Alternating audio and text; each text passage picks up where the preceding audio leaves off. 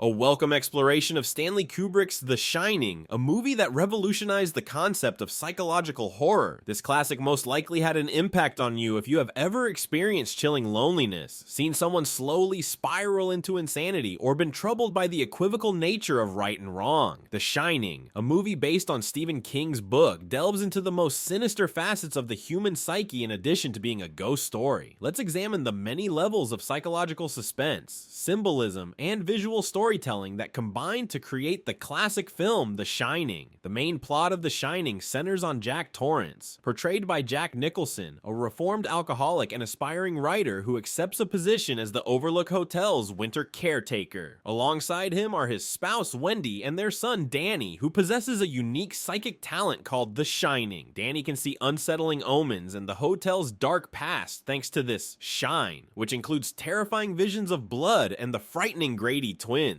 The family comes seeking solitude, but Jack is driven toward insanity by the hotel's paranormal forces and seclusion. Jack experiences mental and physical captivity at the Overlook, which warps his world, corrupts his thoughts, and makes him turn against his family. Kubrick is a master at incorporating rich symbolism into his movies, and The Shining is no different. The Overlook Hotel represents the deterioration of the human mind more than just a haunting place. As the narrative progresses, Jack's mental decline is reflected in the hotel. Kubrick immerses his characters in a maze of confusion and madness, from the eerie outer maze to the cramped interior chambers.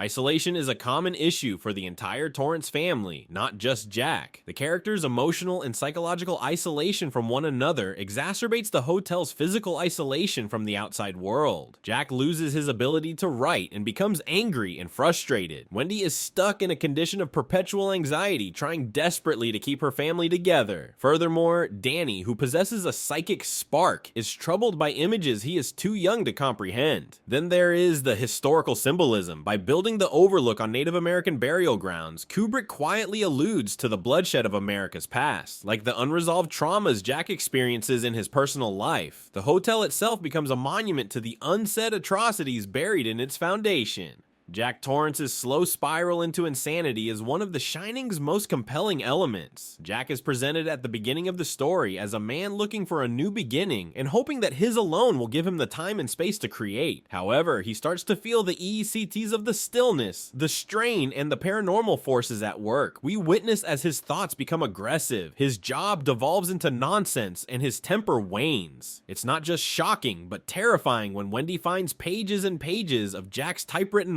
mantra, all work and no play makes us Jack a dull boy. Kubrick used this realization that Jack is no longer in charge to emphasize that the Overlook has consumed him completely. Nicholson gives a frightful and captivating performance. He gradually changes from a dissatisfied writer to an insane lunatic, but by the end, it's clear. A psychiatric breakdown is quite likely due to Jack's unresolved personal issues and loneliness. Kubrick deftly manipulates our expectations by gradually removing Jack's sanity until only insanity remains. The Shining's visual aesthetic is among its most enduring features. At the time, Kubrick's use of the Steadicam was revolutionary, particularly in the sequences where Danny cycles his tricycle through the hotel's interminable hallways. The viewer feels uneasy seeing these extended, non-stop tracking shots because it seems like we're being drawn more into the Overlook's clutches. Kubrick uses movement and stillness in his work as a visual metaphor for the characters' mental states, especially Jack's gradual descent into madness. Additionally, Kubrick's fixation with symmetry is visible. The Overlook Hotel's image conveys a surface level of control and order because of its precisely centered framing. However, the chaos that is developing beneath is only made worse by this symmetry. It's a tactic that makes us uneasy because everything seems too regulated and flawless, as if something might break at any time. Each shot has a disturbing yet precisely measured vibe to it. Kubrick uses reflections and mirrors, particularly actively in moments where Jack interacts with the hotel's supernatural features, such as Lloyd, the ghostly bartender. These reflections act as visual cues that lead us to wonder if Jack's perceptions are real or just the product of his unstable mind. As opposed to other horror movies, which focus mostly on jump scares, The Shining masters psychological horror. Kubrick creates a feeling of dread that lasts long after the movie ends by utilizing suspense and atmosphere. The hotel itself has a really unsettling quality to it. It seems to be monitoring the Torrances and waiting for the perfect opportunity to attack. The Grady twins and the enigmatic room 237 woman are two examples of the spirits in The Shining that are never fully explained. Rather, Kubrick leaves a lot to the imagination of the viewer, and that's the area of brilliance. Not what we see, but how we feel it is the horror, the unsettling knowledge that Jack's vulnerabilities are being exploited by the Overlook Hotel, leading him to carry out the same terrible crimes as its previous caretaker lingers in every frame. The psychological tension is further compounded by Danny's propensity to shine. His visions, which include the Grady twins and the blood-filled elevator, are not merely paranormal. They also represent the trauma and dread that are accumulating inside of him. These moments' ambiguity compels the audience to consider the nature of the hotel's evil. Does the Overlook control reality, or is it only a driving force behind people's insanity? As the film reaches its climax, the tension boils over in the hedge maze scene.